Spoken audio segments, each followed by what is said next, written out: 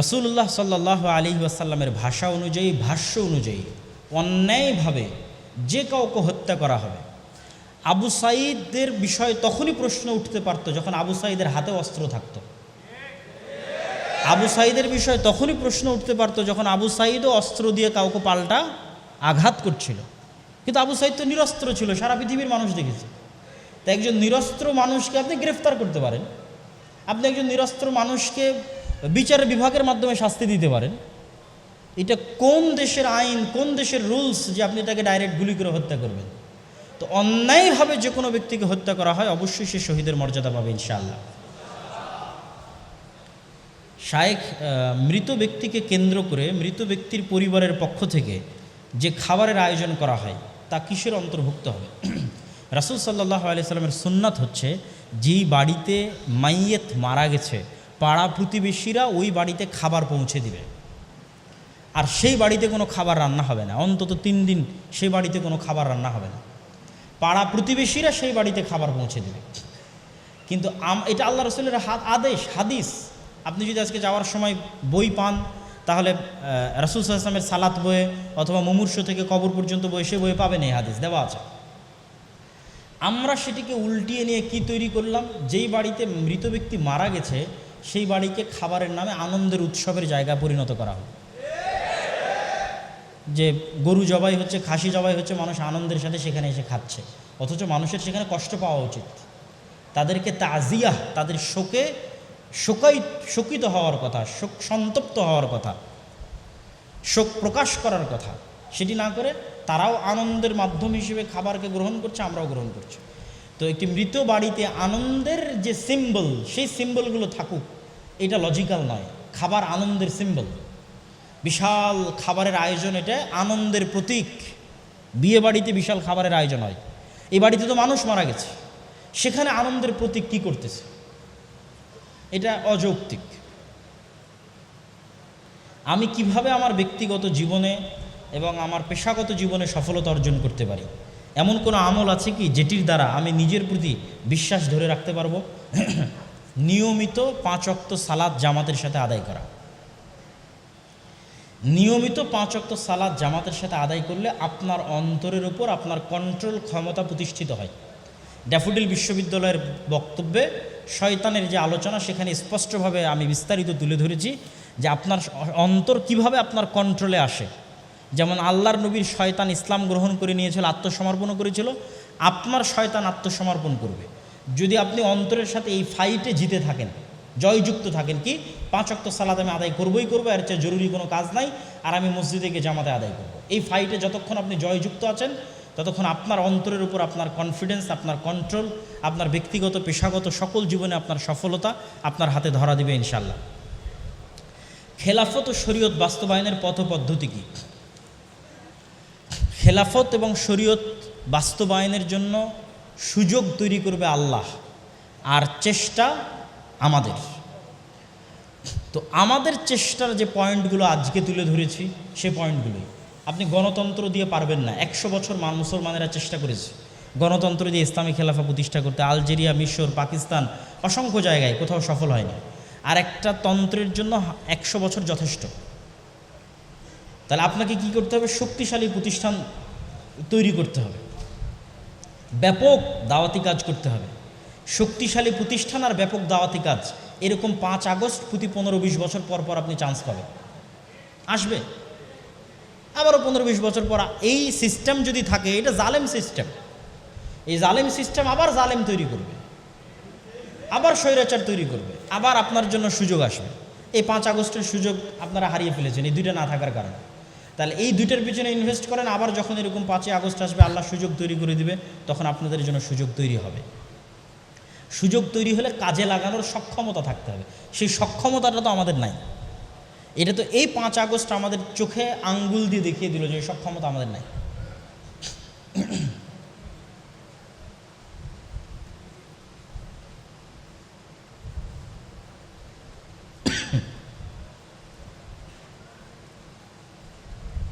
হিন্দু ছেলে মুসলমান মেয়েকে বিয়ে করতে চায়, আর দিও না, ছেলেটা মুসলমান হতে চায়, এক্ষেত্রে বিয়ে জায়েজ হবে কিনা? মেয়েকে বিবাহ করার জন্য মুসলিম হওয়া ভিন্ন জিনিস, আর সত্যি সত্যি মুসলিম হওয়া ভিন্ন জিনিস। রাসূল সাল্লাল্লাহু আলাইহি ওয়াসাল্লাম কি বলেছেন? ইন্নামাল আমাল বিন্নিয়াত।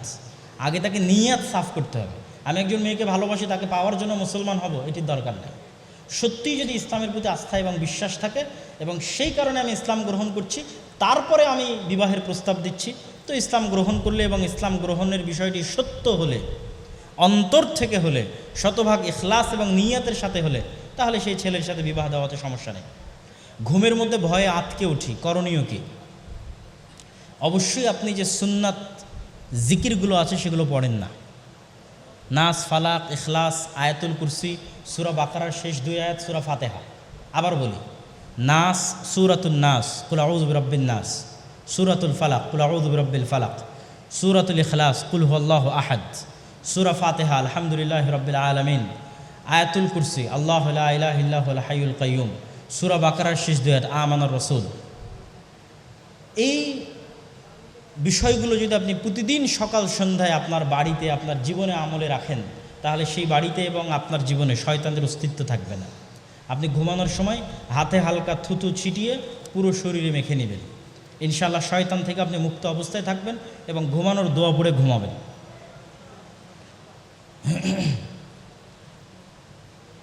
বারবার অজু নষ্ট হয়ে যায়, এমনকি ফরজ নামাজের সময়। প্রথমত দেখতে হবে আপনার ওয়াসওয়াসা না সত্যি নষ্ট হয়। অনেকের মনের মধ্যে ওয়াসওয়াসা কাজ করে। যদি ওয়াসওয়াসা কাজ করে তাহলে ওয়াসওয়াসা ঝেড়ে ফেলতে হবে এবং ওই অবস্থার উপরে সালাত চালিয়ে যেতে হবে, তাহলেই ওয়াসওয়াসা কমবে। আর ওই অবস্থার উপর সালাত না চালালে ওয়াসওয়াসা কমবে না। আর যদি মনে হয় সত্যিই হয়, তাহলে চিকিৎসা করাবেন, আশা করি ইনশাআল্লাহ পরিত্রাণ পাবেন। বিয়ে হবার অনেক দিন হয়ে গেছে, কিন্তু আমি নিঃসন্তান। সন্তান আসার জন্য কি করতে পারি? কোনো নির্দিষ্ট আমল আছে কিনা?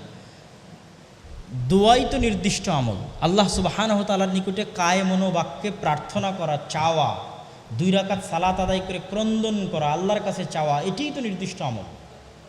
কেননা ইন্নাল্লাহা আলা কুল্লি শাইইন কাদির, আল্লাহ সকল কিছুর উপর ক্ষমতাবান। আল্লাহ ইব্রাহিম আলাইহিস সালাতু ওয়াস সালামকে 80 বছর বয়সে সন্তান দিয়েছেন। জাকারিয়া আলাইহিস সালাতু ওয়াস সালামকে বার্ধক্যে, যখন তার স্ত্রী বন্ধ্যা, তখন জাকারিয়া আলাইহিস সালাতু ওয়াস সালামকে আল্লাহ সন্তান দিয়েছেন। মারিয়াম আলাইহিস সালাতু ওয়াস সালামকে আল্লাহ পিতৃবিহীন, স্বামীবিহীন অবস্থায় সন্তান দিয়েছেন। আদম আলাইহিস সালাতু ওয়াস সালামকে আল্লাহ পিতা এবং মাতাবিহীন অবস্থায় সৃষ্টি করেছেন।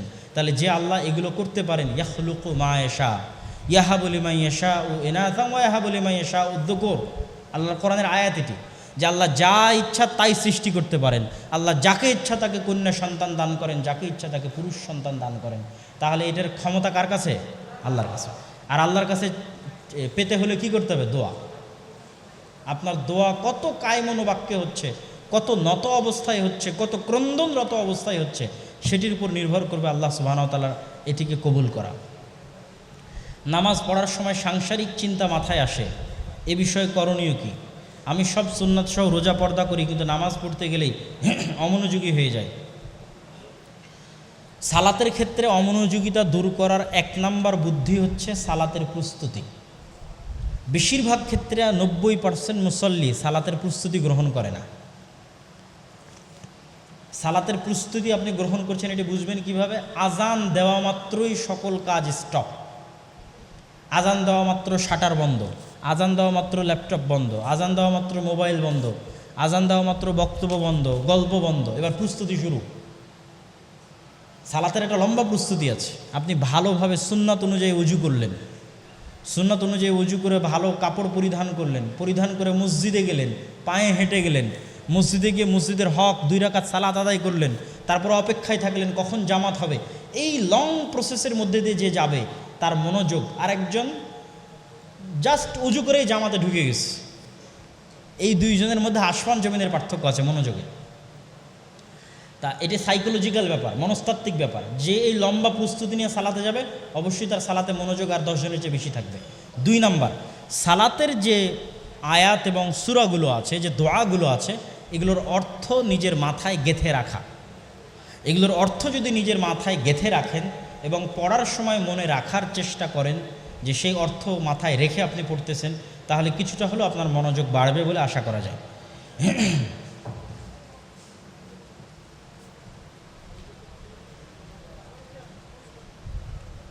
আত্মীয়তার সম্পর্ক ছিন্নকারী জান্নাতে যাবে না। কোনো আত্মীয় যদি কবর পূজা করে সেক্ষেত্রে আমি কি করব? আপনার বাবা, আপনি মুসলমান হয়ে গেছেন, আপনার বাবা মুশরিক মানে হিন্দু আছে আর আপনি মুসলমান হয়ে গেছেন, তারপরেও আল্লাহর নবীর আদেশ হচ্ছে দুনিয়াবি বিষয়ে ওই মুশরিক কাফের বাবার সাথে ভালো ব্যবহার করতে হবে। দিনী বিষয়ে তার সাথে কোনো কথা নাই, কোনো ছাড় নাই, দিনী বিষয়ে কোনো কম্প্রোমাইজ নাই, কিন্তু দুনিয়াবি কথাবার্তায় আচার ব্যবহারে উঠা বসাই বেদাতি বহুদূরের কথা। আপনি মুসলিম হয়েছেন, আপনার বাপ হিন্দু আছে, আপনার মা হিন্দু আছে, তখনও তার সাথে ভালো ব্যবহার করতে হবে। দুনিয়াবি বিষয় এটি আল্লাহর আদেশ, এটি রাসূল সাল্লাল্লাহু আলাইহি ওয়াসাল্লামের আদেশ। তো আমরা সবাই বৈঠক শেষের দোয়া পড়ি, সুবহানাকা আল্লাহুম্মা ওয়া বিহামদিকা আশহাদু আল্লা ইলাহা ইল্লা আনতা আস্তাগফিরুকা ওয়া আতুবু ইলাইক।